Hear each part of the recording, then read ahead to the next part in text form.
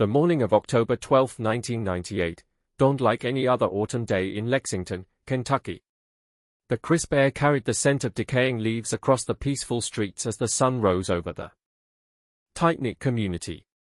But by 7:15 a.m., that otherwise unremarkable Monday would be forever etched into the town's collective memory. Dispatch, we have a 10 to 55 on Maple Creek Road. Officer down. Repeat, officer down. Detective Silas Merritt, a 15-year veteran of the Lexington Police Department, was discovered slumped over the steering wheel of his patrol vehicle, parked on a quiet street mere 3 blocks from the station. A single bullet had pierced his temple, yet his service weapon remained secured in its holster at his side. There were no signs of a struggle, no indication of robbery, only the lifeless body of one of Lexington's most respected detectives, murdered in cold blood while on duty. The events that would unfold following this devastating discovery would haunt Lexington for more than 2 decades. A murder investigation that seemingly led nowhere. A killer who vanished without a trace. A community left to grapple with the chilling possibility that a dangerous predator walked freely among them. And perhaps most unsettling of all, the growing suspicion that someone within their own trusted police department knew far more than they were letting on. For 22 long years, the Merritt murder case gathered dust in the cold case files. His widow eventually stopped receiving those hopeful calls from detectives. His children grew up robbed of answers. The town of Lexington was forced to learn to live with an open wound. That is, until 2020, when advanced ballistics technology finally matched a weapon to the bullet that had ended Silas Merritt's life. The subsequent arrest sent shockwaves not just through Lexington, but through police departments across the entire nation. Because the individual who had pulled the trigger wasn't a hardened criminal, or a vengeful suspect from Merritt's past. It was someone who wore the same badge. Someone who had attended Merritt's funeral, offered condolences to his grieving family, and even assisted in the investigation of his murder for years. Before I reveal the twisted web of corruption, betrayal, and the ultimate abuse of power that culminated in Detective Merritt's death, please take a moment to hit that subscribe button and turn on notifications. This channel is dedicated to bringing you the most shocking true crime cases that often go unnoticed by mainstream media. And I wouldn't want you to miss a single one. Today's story exposes the disturbing reality of how the very system designed to protect us can sometimes harbor the darkest secrets. How a killer managed to hide behind a badge for more than 2 decades. And how justice, though long delayed, ultimately caught up in a manner that no one in Lexington could have ever conceived. Have you ever lived in a town where everyone knows everyone? Where the local police officers are familiar faces you see at the grocery store or at your kids' baseball games? Let me know in the comments below. Because in Lexington, Kentucky, that close-knit community was soon to discover that the monster they feared wasn't lurking in the shadows. He was standing right beside them in broad daylight. Silas Merritt wasn't just any detective in the Lexington Police Department. He was the detective seemingly everyone in town knew by name. At 42 years old, Merritt had cultivated the kind of reputation that officers spend their entire careers striving for. He joined the force directly after college, a local boy who had played quarterback for Lexington High before earning his criminal justice degree at the University of Kentucky. Merritt quickly rose through the ranks, achieving the rank of detective by the age of 30.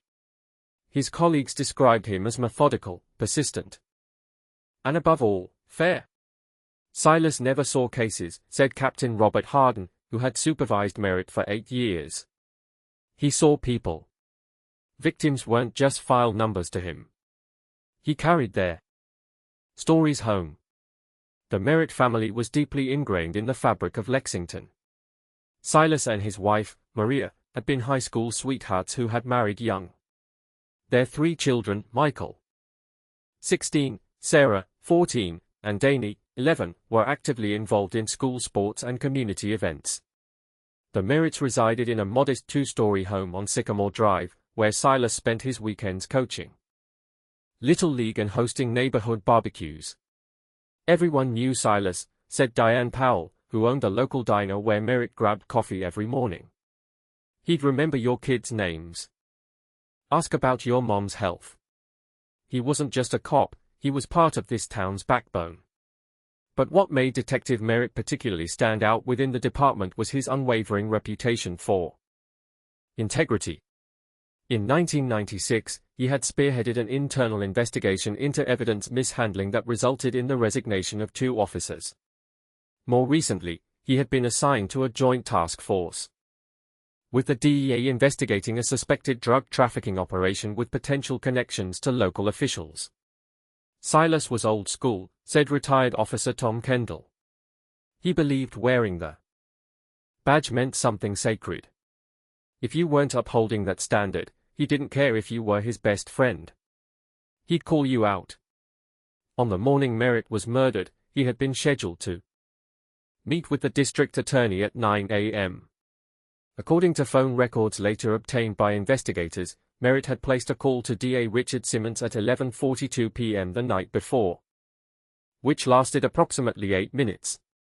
Simmons would later tell investigators that Merritt had mentioned having something significant to discuss, but hadn't gone into any further detail. The crime scene itself immediately presented a series of perplexing questions to investigators. Merritt was discovered by Officer Patricia Ramirez, who spotted his truck during her morning patrol. The vehicle was parked in a residential area on Maple Creek Road, a quiet street lined with oak trees and middle-class homes. It wasn't on Merritt's usual route home, nor was it in an area where he had any active cases. The position of the vehicle suggested it had been parked deliberately, not hastily, as noted in the initial police report. The engine was off, the doors were locked, and Merritt's seatbelt was unbuckled. However, there were no signs of forced entry or a struggle. The most unsettling aspect was the precision of the killing. A single bullet had entered Merritt's right temple, consistent with a medium-caliber handgun fired at close range. The medical examiner would later determine that death had been instantaneous, occurring between 11 p.m. and 2 a.m. hours before the body was discovered. Merritt's service weapon remained holstered and secured. His wallet contained $43 and all his credit cards. His watch and wedding ring were still on his body. His police radio was turned on, but set to the wrong channel, something colleagues insisted Merritt would never do. When the crime scene unit processed the patrol truck, they found Merritt's fingerprints on the steering wheel and door handle, as expected.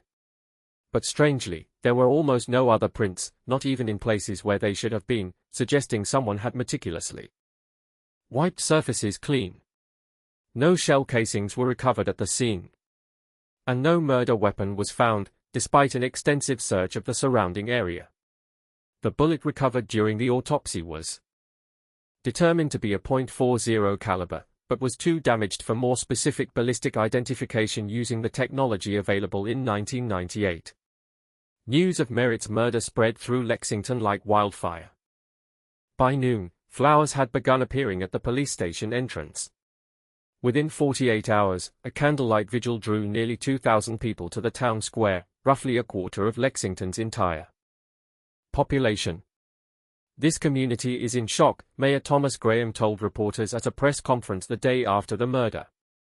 Detective Merritt represented the very best of our town and our police force. We will not rest until his killer is brought to justice. Inside the department, reactions were complex. On the surface, there was the expected outpouring of outrage and determination. Chief Raymond Parker immediately assigned 8 detectives to the case and requested assistance from the Kentucky State Police. A reward of $50,000 was quickly established for information leading to an arrest. But behind closed doors, tensions began to surface. Some officers questioned why Merritt had been in that particular location at that hour. Others wondered about his recent behavior, which a few colleagues described as distracted and secretive in the weeks leading up to his death. Silas had been keeping things close to the vest, admitted Detective Marcus Sullivan, Merritt's partner of 3 years. He'd been working late, making calls from payphones instead of the station. I asked him about it once, and he just said some cases needed extra precaution. The investigation quickly established that Merritt had left the station around 10:15 p.m. the night before his body was found. Security footage showed him walking to his truck alone, carrying a manila folder that was not found at the crime scene. His home phone record showed no outgoing calls after the one to the DA at 11:42 p.m. Maria Merritt told investigators that Silas had texted her around 10:30 p.m., saying he needed to follow up on something and would be late. This wasn't unusual, given his heavy workload. She had fallen asleep by midnight and hadn't heard him come home. The lack of witnesses proved especially frustrating. Despite the residential location, not a single neighbor reported hearing a gunshot. No suspicious vehicles were seen in the area. Security cameras on nearby businesses had either been turned off for the night or were positioned in such a way that they didn't capture the scene. "It's like the perfect crime," Detective Sullivan told the case review team 3 weeks into the investigation. No witnesses, no evidence, no apparent motive. Whoever did this knew exactly what they were doing and how to cover their tracks. By December 1998, investigators had interviewed 122 people, including family members, colleagues, individuals from Merritt's active and closed cases, and residents living near the crime scene. They'd executed 17 search warrants and analyzed Merritt's case files, personal emails, and phone records. And yet, they were no closer to identifying a suspect than the day the body was discovered. The most disturbing possibility, Captain Harden acknowledged in a confidential department memo, is that this wasn't a random killing, or even a revenge hit from someone Merritt put away. The precision, the cleanup, the lack of evidence, it has all the hallmarks of a professional job, or worse, someone with law enforcement knowledge. This unthinkable suggestion, that one of their own might be involved, would hang like a dark cloud over the department for years to come. But without evidence, it remained just that, a disturbing theory among many, as the case that shook Lexington to its core slowly began its long journey into the cold case files. By late October 1998, the Merritt investigation had become the largest in Lexington's history. Chief Parker established a dedicated task force, commandeering the department's conference room and transforming it into a war room plastered with timelines, photographs, and suspect profiles. State police investigators joined. Local detectives, bringing fresh eyes to the rapidly accumulating evidence. The task force's first priority was establishing a list of potential suspects. Given Merritt's career putting away criminals, the list grew quickly. When an officer is killed, especially a detective with Merritt's history, you start with those who had reason to hate him, explained Lieutenant Daniel Harrison, who headed the task force. And Silas had put away some dangerous people over the years. Top of the list was Marcus Delgado, a drug dealer Merritt had helped convict in 1995. Delgado had been released from prison just 3 months before the murder and had reportedly told his cellmate he would make Merritt pay. When investigators located Delgado, he was living in Louisville, nearly 80 miles away. Although he lacked a solid alibi for the night of the murder, cell tower records later confirmed his phone had been in Louisville all night. Still, he remained a person of interest for months. Another compelling suspect emerged in Raymond Tate, a former police academy cadet who had been expelled after Merritt reported him for cheating on qualification exams.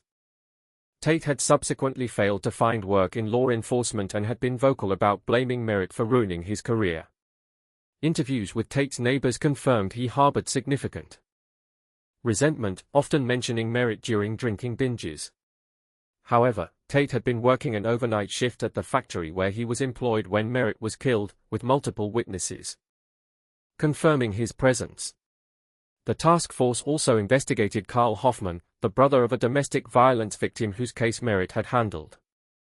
Hoffman had confronted Merritt at the courthouse 6 months earlier, accusing him of not doing enough to protect his sister. The confrontation had become heated enough that courthouse security had intervened. Yet when questioned, Hoffman was devastated by the news of Merritt's death and voluntarily submitted to a polygraph test, which he passed convincingly. "We ran down every lead, no matter how unlikely," said Detective Melissa Jordan, one of the task force members. Former suspects, jilted informants, angry relatives of victims, colleagues with grudges, anyone who might have had it out for Silas. By December, investigators had administered 12 polygraph tests, executed 23 search warrants, and collected DNA samples from 16 individuals. None produced matches to trace evidence found in Merritt's vehicle. Then came what seemed like the first real break in the case. A witness came forward, Brady Thompson, a college student who claimed he had been taking a shortcut through Maple Creek Road around midnight on the night of the murder and had seen a tall man in dark clothing standing next to a police vehicle. The witness seemed credible initially, Lieutenant Harrison recalled. He provided details about the location that weren't public knowledge, and his timing aligned with our established timeline. The task force worked with Thompson to create a composite sketch of the man he claimed to have seen. The resulting image was distributed throughout Lexington and to neighboring departments. For 3 weeks, the sketch dominated local news coverage and generated dozens of tips. But as investigators dug deeper into Thompson's story, inconsistencies began to emerge. His initial description of the vehicle didn't match Merritt's truck model. When pressed on these discrepancies, Thompson revised his statement multiple times. Eventually, he admitted to fabricating the resources we couldn't afford to waste. Meanwhile, forensic analysis of the bullet recovered during Merritt's autopsy provided limited insights. The .40 caliber round was consistent with several common law enforcement and civilian handguns. Ballistics experts determined it had likely been fired from a Glock or similar weapon, not particularly helpful, given how common such firearms were, especially among police officers. The autopsy revealed another puzzling detail. Residue patterns suggested the gun had been fired approximately 2 inches from Merritt's head, indicating the killer had been inside the vehicle or reaching through the window. Yet, there were no signs of forced entry, implying Merritt had either unlocked the door for his killer or the person had a key to the vehicle. This suggests Merritt knew his killer, Captain Harden noted in a confidential report. He either let them into his truck voluntarily, or was surprised by someone he had no reason to fear. This theory led investigators to take a closer look at Merritt's recent cases and contacts. They discovered that in the 6 months before his death, Merritt had been unusually active in requesting old case files from the evidence room, particularly relating to drug arrests from 1992 to 1994. The log showed he had checked out 17 files, most of which were found in his desk drawer after his death, except for 3, which remained missing. Attempts to establish what Merritt had been investigating hit walls of bureaucracy and selective memory. His notes were typically meticulous, but his desk and home office contained no documentation related to these old cases. His personal laptop had been thoroughly wiped just days before his death using professional-grade software. Something the tech-savvy detective certainly knew how to do, but which raised obvious questions about what he had been hiding, and from whom. The task force then focused on Merritt's final day. His movements had been tracked until approximately 10:30 p.m., when security cameras showed him leaving a convenience store where he'd purchased coffee. Between that time and when his body was discovered the following morning, his whereabouts were unknown. His cell phone record showed a final outgoing call at 11:38 p.m. to a prepaid phone that had never been used before or since that single call. The call lasted for minutes and 26 seconds. The prepaid phone had been purchased with cash at a Walmart in neighboring Scott County 2 weeks earlier. Security footage from the store had already been overwritten by the time investigators identified the purchase. That phone call is the smoking gun, Detective Jordan insisted during a task force meeting in January 1999. Merritt calls this burner phone, and less than an hour later, is dead. He was lured to Maple Creek Road by whoever was on the other end of that line. But who had he called, and why? 3 months into the investigation, the task force faced an uncomfortable reality: they were running out of leads. The case that had begun with such intensity was losing momentum. The overtime budget had been exhausted. Media coverage had dwindled. The reward money had generated dozens of false tips, but no actionable information. "We're missing something," Lieutenant Harrison told his team during what would be one of their final daily briefings. Silas was working on something significant, something he didn't trust to official channels. Whatever it was got him killed.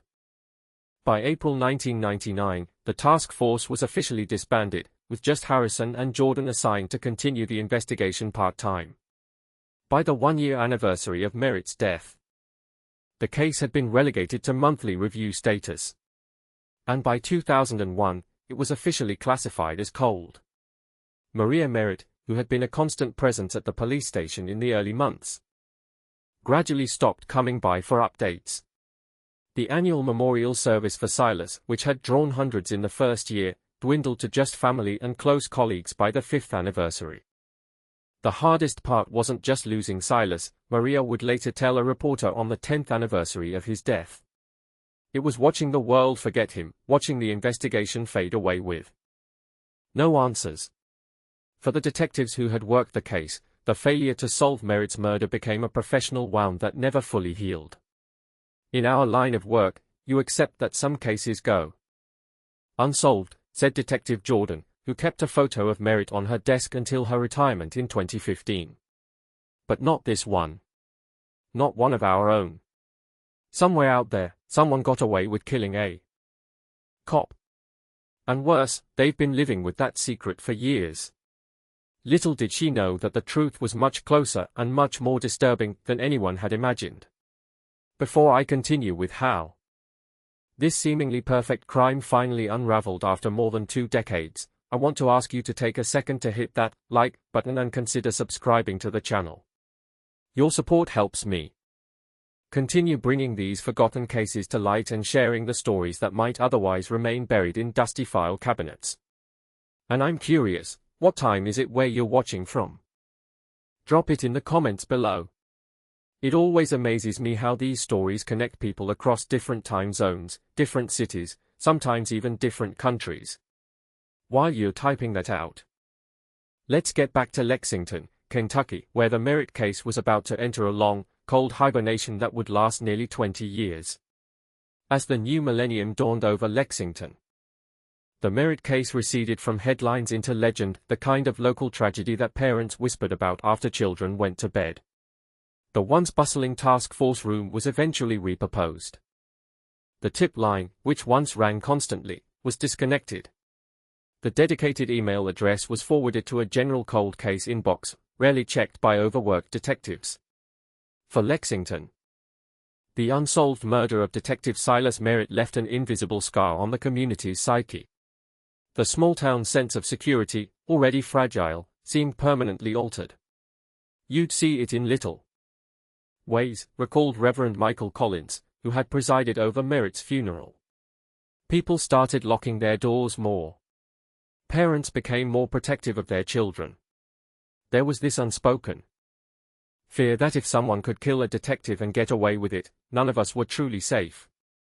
Local businesses that once stayed open late began closing earlier. The park near Maple Creek Road, where the body had been discovered, saw a dramatic decrease in visitors. The city eventually renovated it, adding bright lighting and security cameras, but residents still referred to it as Merritt Park, a grim reminder, rather than an honor. The murder changed Lexington in less visible ways, too. Town council meetings became forums for demanding more police presence. The annual budget increasingly prioritized public safety. When a new police station was built in 2005, the city included a memorial wall featuring Merritt's badge and photograph prominently displayed in the lobby. It was like the case became part of our identity, said Elaine Davis, who taught history at Lexington High School. Every year, when I covered local history with my students, the Merritt murder would inevitably come up. These were kids who weren't even born when it happened, but they knew the story. For the Merritt family, the years without answers brought a unique kind of suffering. Maria Merritt, once a vibrant presence in community events, withdrew from public life after the 2nd anniversary memorial service. She returned to teaching at Lexington Elementary, but requested a transfer to 3rd grade after finding it too painful to work with 5th graders, the age her youngest son had been when Silas was killed. My mom changed, said Michael Merritt, who was 16 when his father was murdered. In a rare interview given in 2010, he described the aftermath. She was always looking, always wondering if she'd pass the killer on the street. Every anniversary, every birthday, every Christmas without Dad, it was like experiencing the loss all over again, but with this added weight of not knowing why, or who.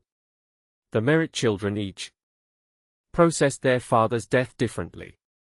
Michael followed in his father's footsteps into law enforcement, graduating from the police academy in 2004 and joining the Louisville PD rather than Lexington. I couldn't work in those hallways knowing Dad's killer might still be there, he explained. Sarah, the middle child, pursued a law degree and eventually became a prosecutor specializing in cold cases. The youngest, Danny, struggled most visibly. Trouble in school led to a stint in juvenile detention before he eventually found stability as a substance abuse counselor.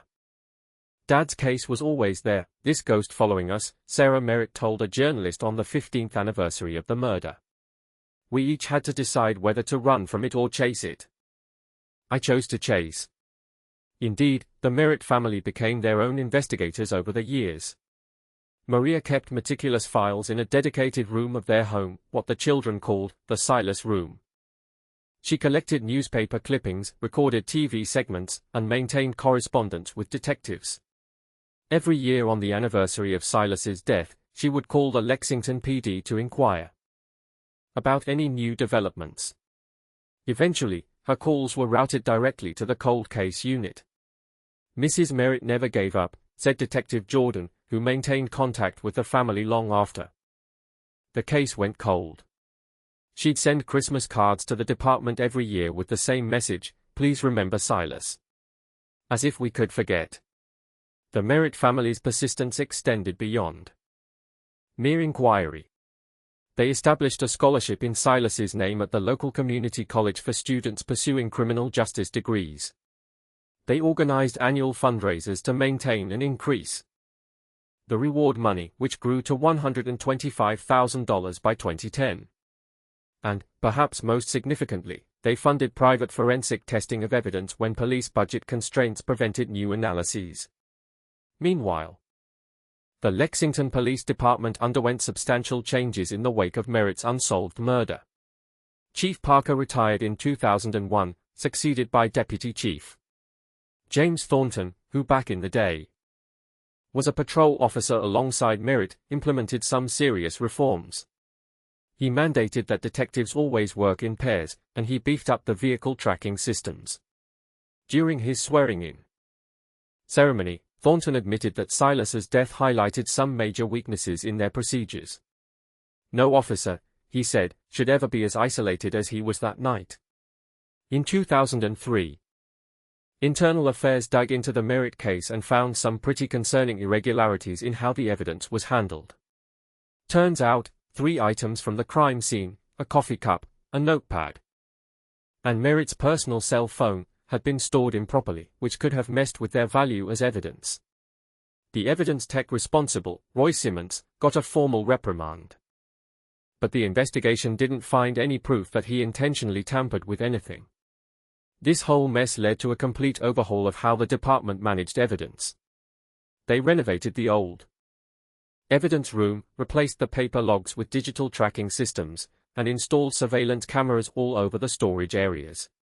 Captain Lisa Winters, who oversaw the evidence room modernization, said, "We had to restore trust, both inside the department and with the public." But every officer still couldn't help but wonder if one of their own colleagues had something to do with Merritt's death. That kind of suspicion can really eat away at a department from the inside out. The department itself went through some massive changes in the 2 decades after Merritt's murder. By 2018, only 6 officers were left who had actually worked with Merritt. Retirement, transfers, and just the natural course of things gradually replaced the institutional knowledge.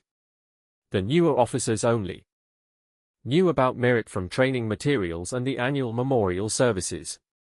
Sergeant Kevin Rodriguez, who joined the force in 2010, explained that for the newer officers, Merritt had almost become a myth.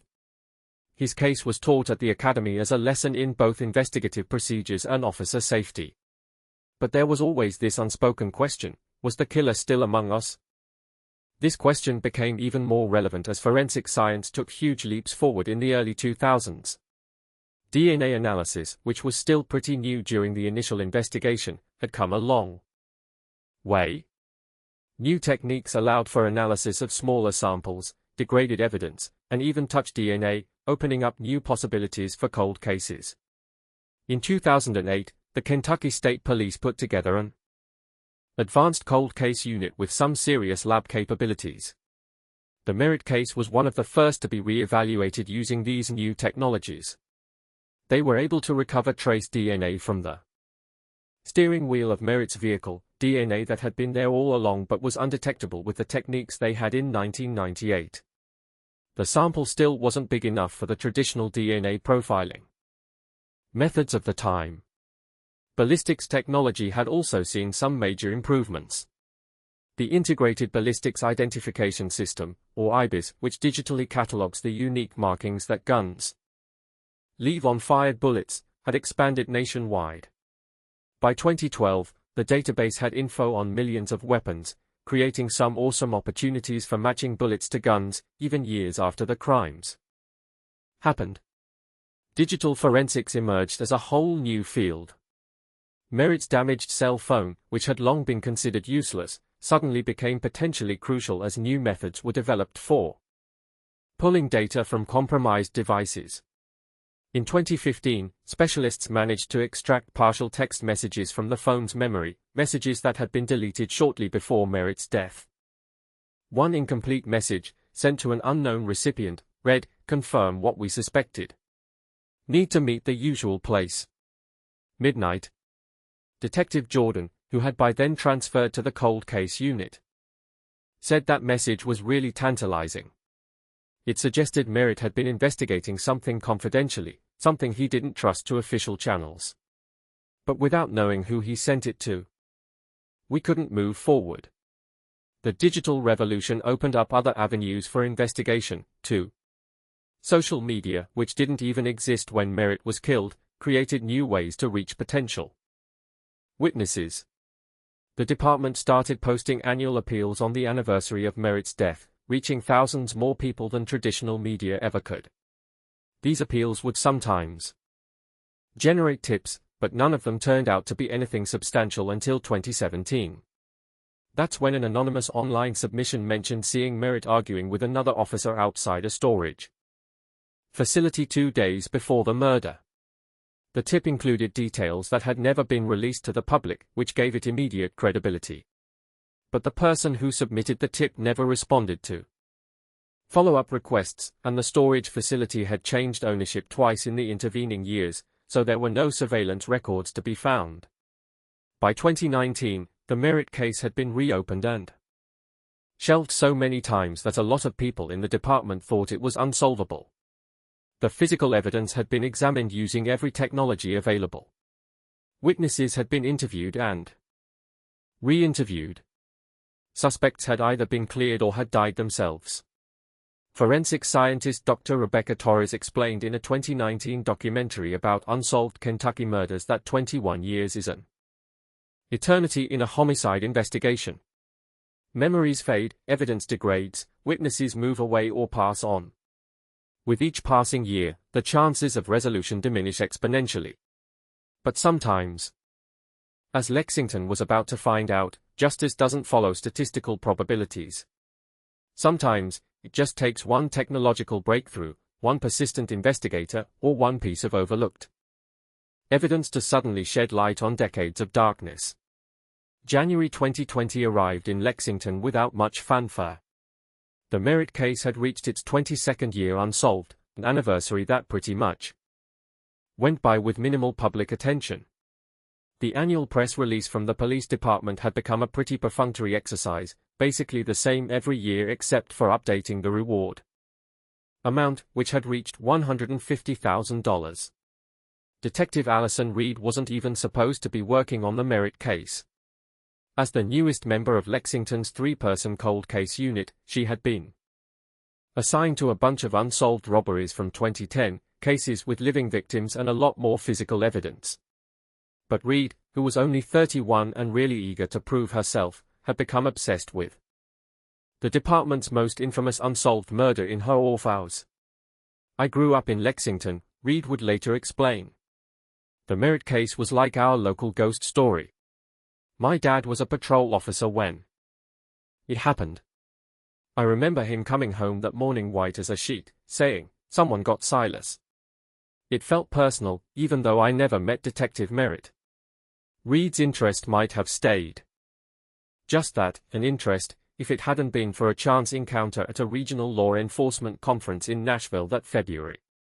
She was at a presentation by Dr. Marcus Whitman, a ballistics expert from the FBI's Quantitative Analysis Unit.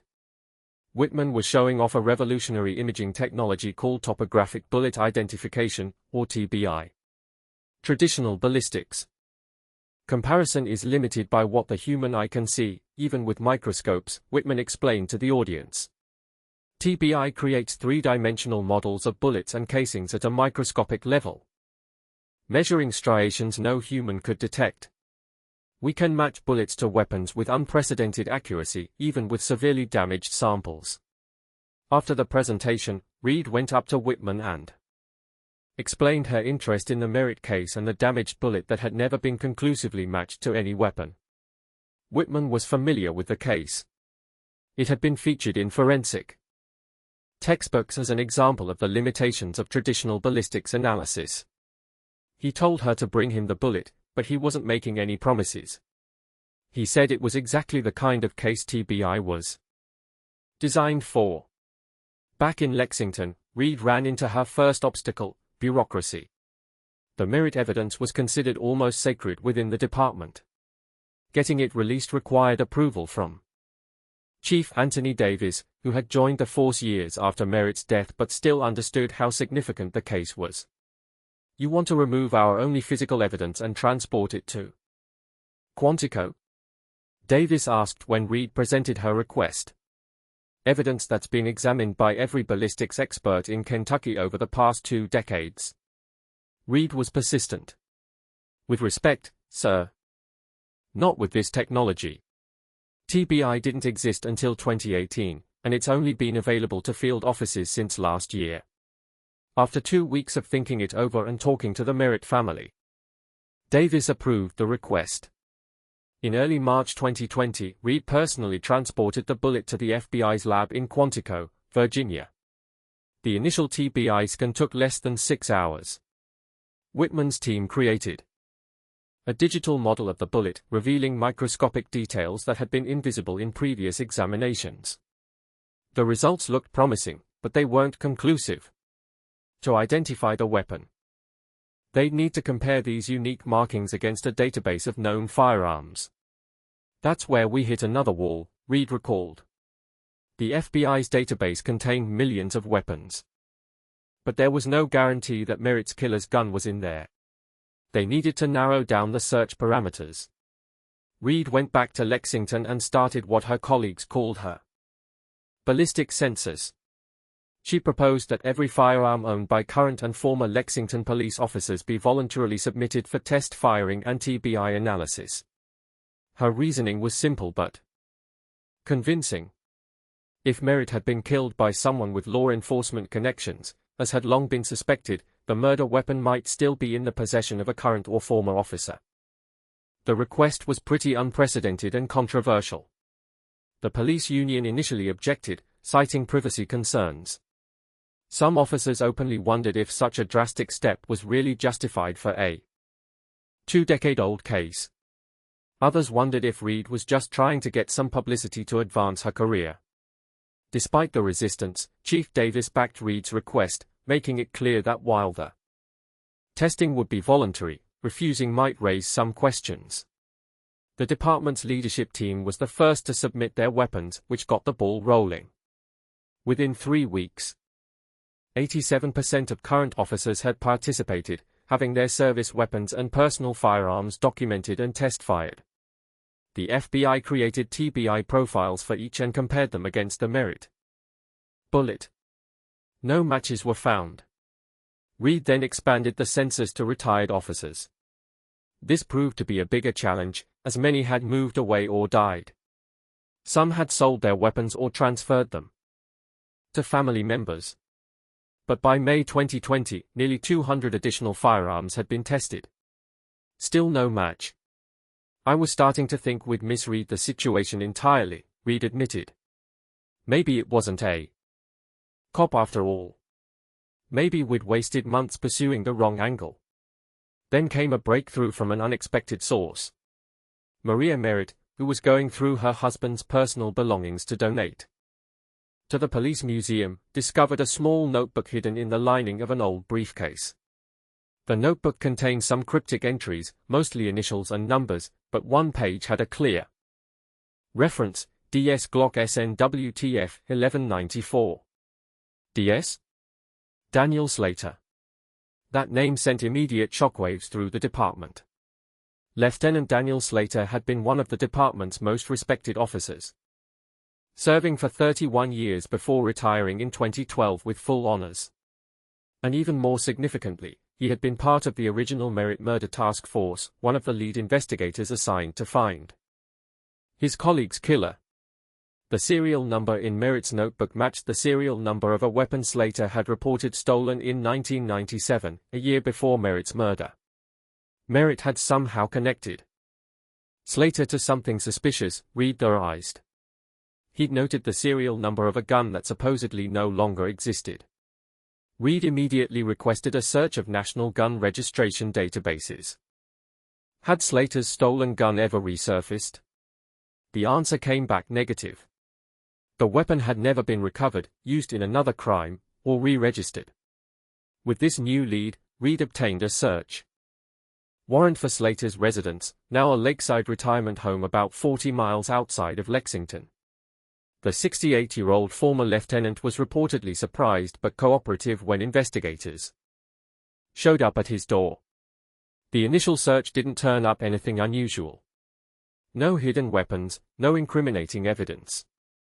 Slater maintained that he hadn't seen his stolen Glock since 1997 and had no idea why Merritt would have noted its serial number.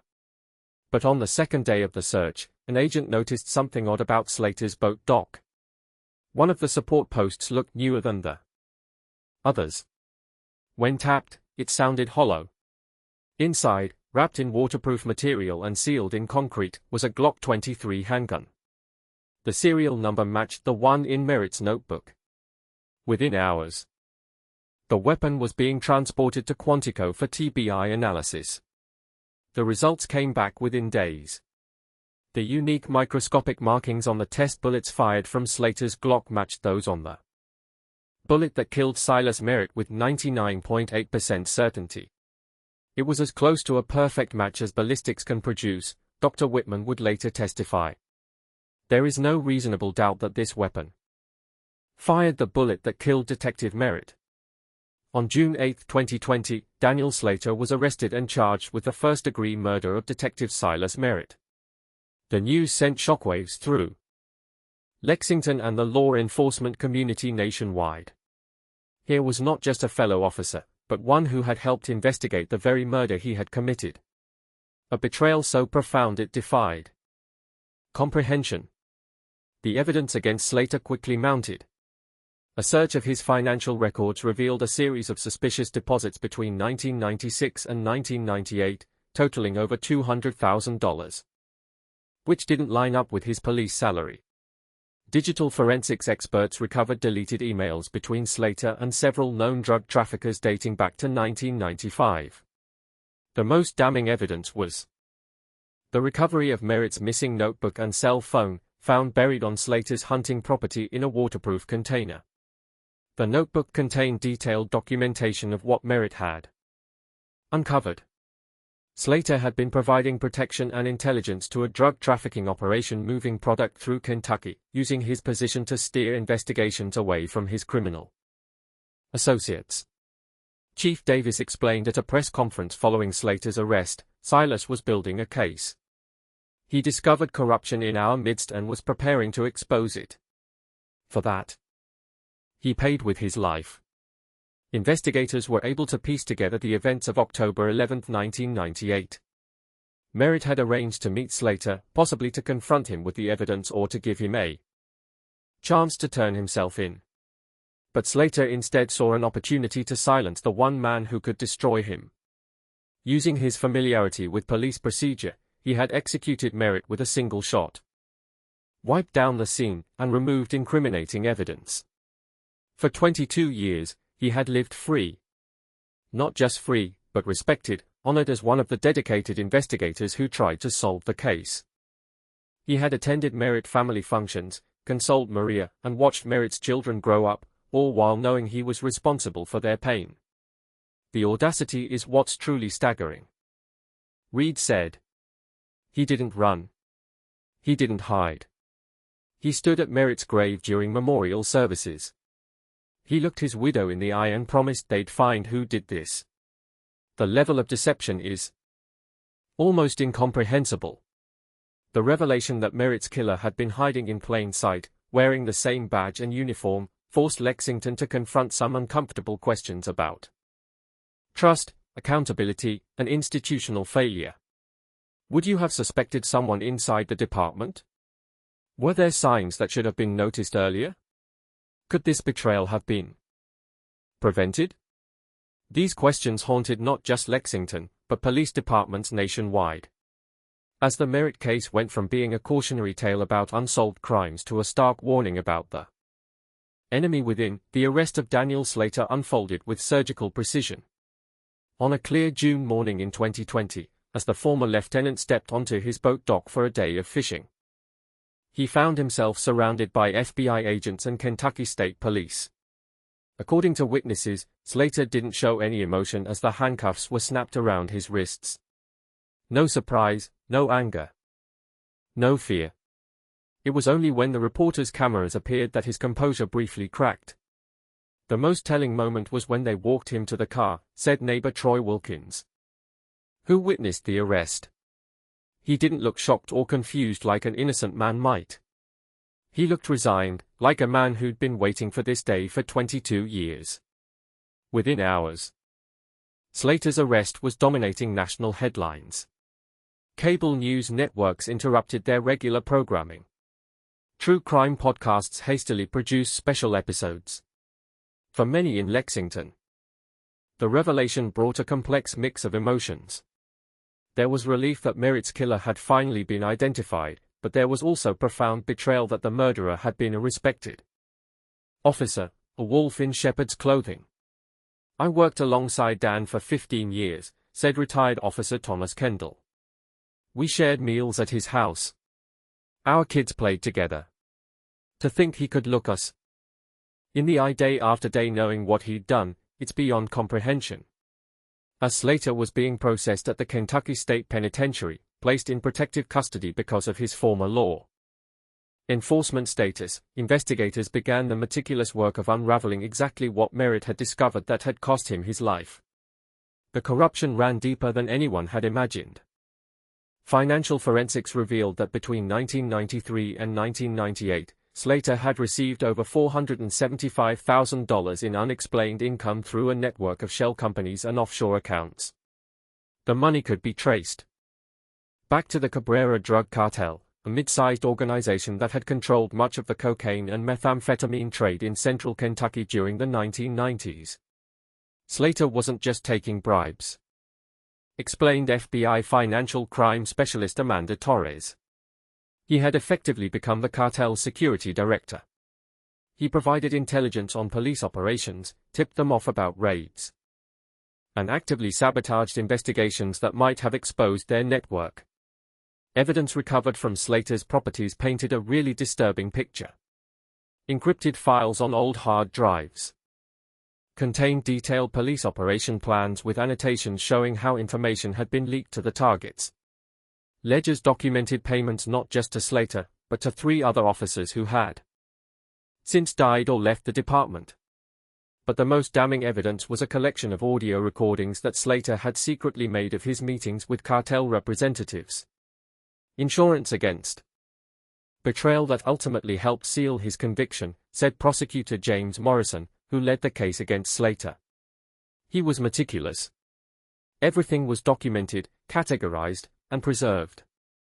It's like he couldn't help approaching his criminal enterprise with the same attention to detail he brought to police work. But what exactly had Merritt discovered that triggered his murder? The answer was found in the recovered notebook that was found at Slater's hunting property. In the weeks before his death, Merritt had been reviewing seemingly unconnected drug cases from 1994 to 1997 and had noticed a troubling pattern. Investigations that should have succeeded mysteriously collapsed. Confidential informants whose identities were known only to a handful of officers were exposed or disappeared.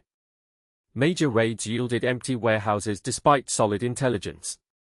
Merritt created a matrix, Detective Reed explained during a press briefing. He tracked which officers had access to which information, which operations failed, which succeeded. One name kept appearing at the nexus of the failures: Daniel Slater. The notebook revealed that by October 1998, Merritt had compiled enough circumstantial evidence to justify a formal internal affairs investigation. He had scheduled a meeting with the district attorney for the morning after he was killed. In his briefcase, which was later found empty in his truck, he had prepared a detailed report outlining his suspicions and evidence. But Merritt had made a fatal miscalculation. 3 days before his murder, he had accessed the department's firearms registry, checking the status of Slater's reported stolen Glock. This digital fingerprint alerted Slater, who monitored such searches using his administrative access, Detective Jordan said. It was the beginning of the end.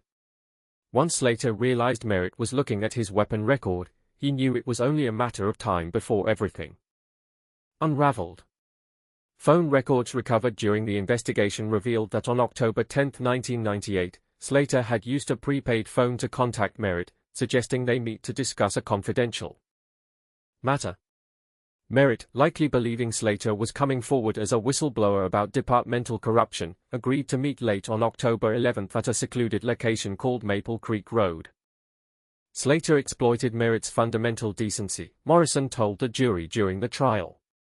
He knew Merritt would give a fellow officer the benefit of the doubt, would meet privately to protect the department's reputation, and would come alone to preserve confidentiality. Forensic evidence finally completed the picture of what had happened that night. Merritt had arrived first, parking his patrol truck on the quiet street. Cell tower data placed Slater's phone in the vicinity at 11:53 p.m. Soil samples from Slater's vehicle matched those from the roadside near where Merritt was parked. The murder itself had been executed with cold precision.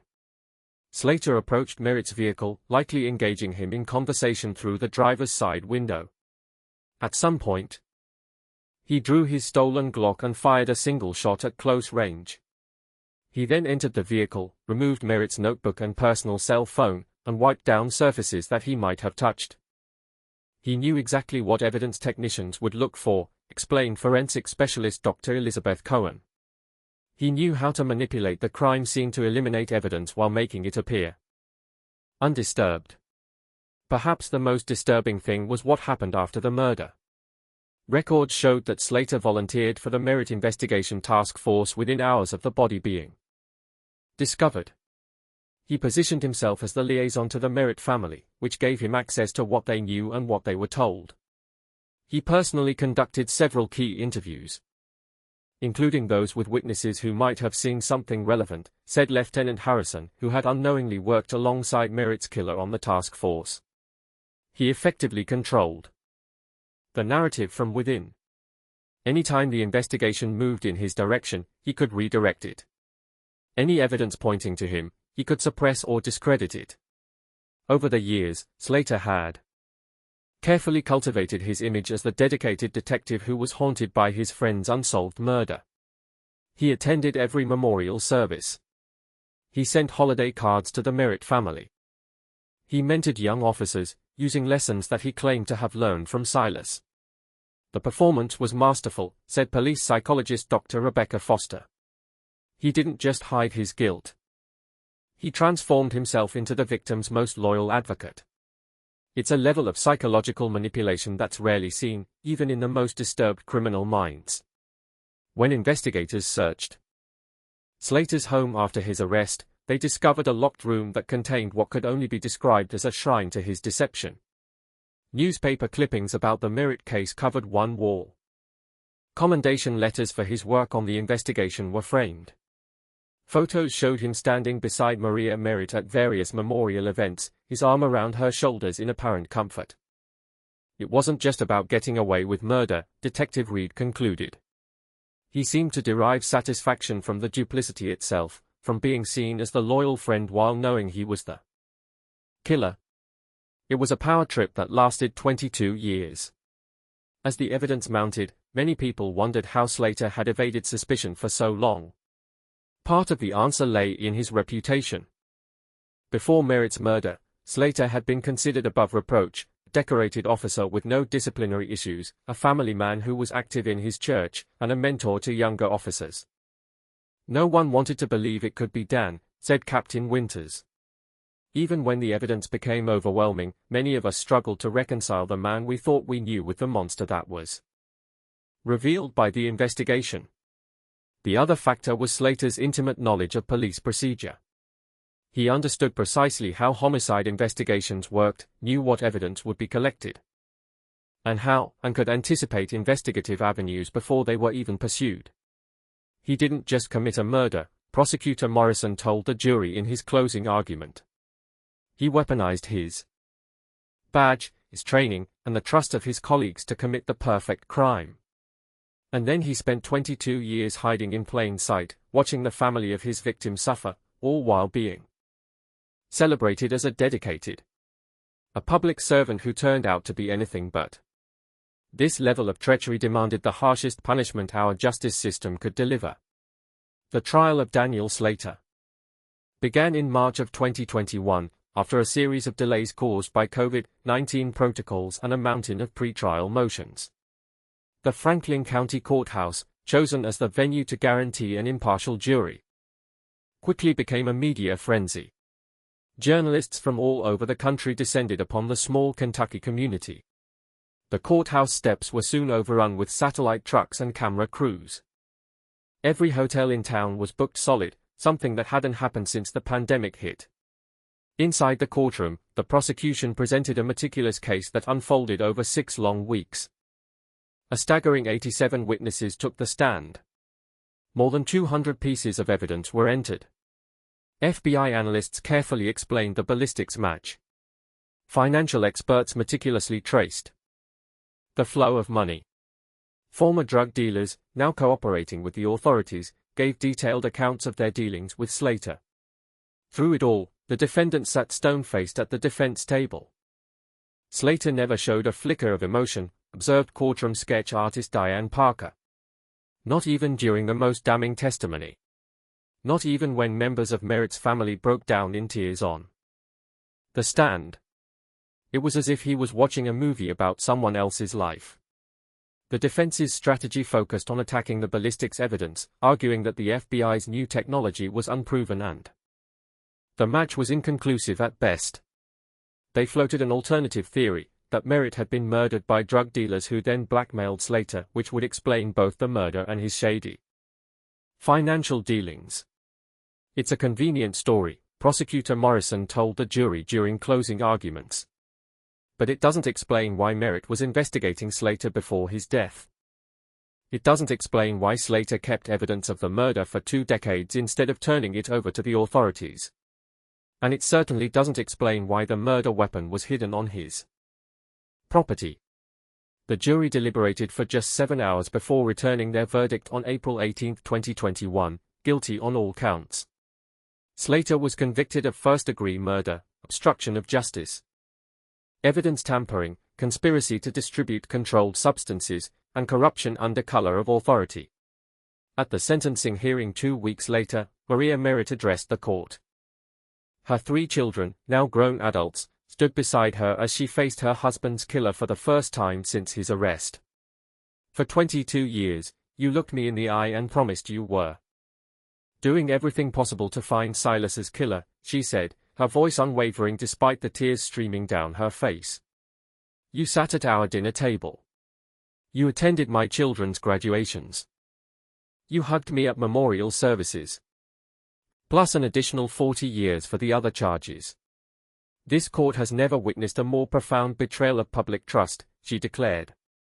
You used your position not just to commit crimes, but to actively subvert the very justice system designed to solve them.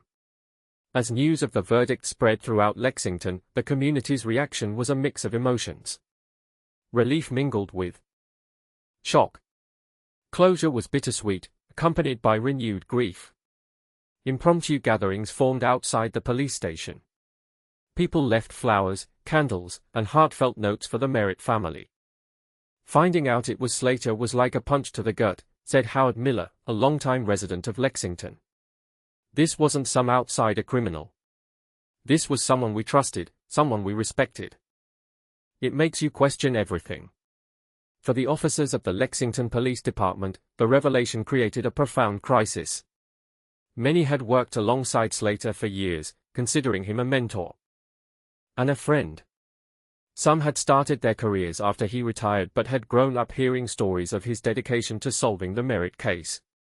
There was anger, confusion, and a deep sense of betrayal, said Chief Davis. Officers were questioning their judgment, wondering how they could have missed the signs, asking if they could ever trust their instincts again. The department went through a period of intense soul-searching. Chief Davis initiated a comprehensive review of all the cases Slater had handled during his career, especially those involving the Cabrera cartel. Dozens of convictions were re-examined. Several were overturned due to evidence tampering or procedural violations. More importantly, the case prompted significant structural reforms within the department. New oversight protocols were established, including regular forensic audits of evidence handling and random reviews of case files.